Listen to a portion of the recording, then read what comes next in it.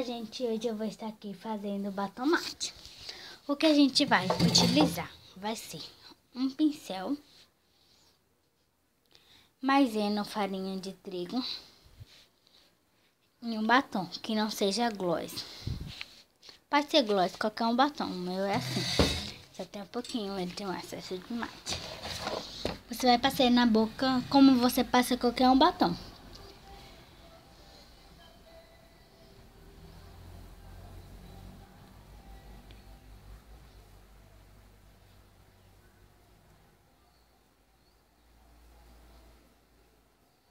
Aí, nós passa o batom dessa maneira.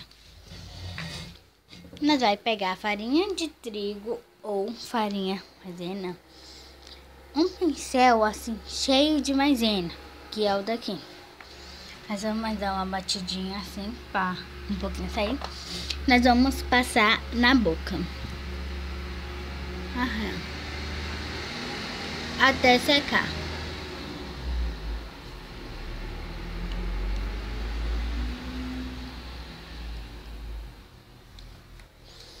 Não ficou totalmente o mate, mas a gente vai aqui, molha de novo e passa.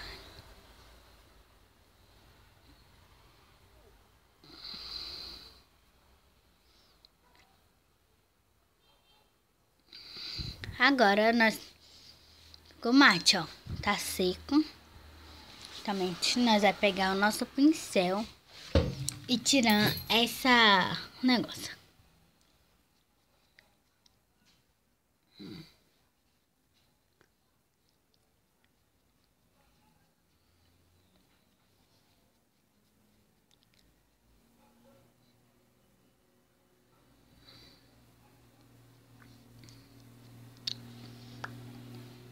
Ficou deste jeito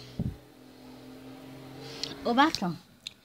Se vocês gostarem, aperta aí embaixo gostei. Se vocês não gostarem, aperta não gostou.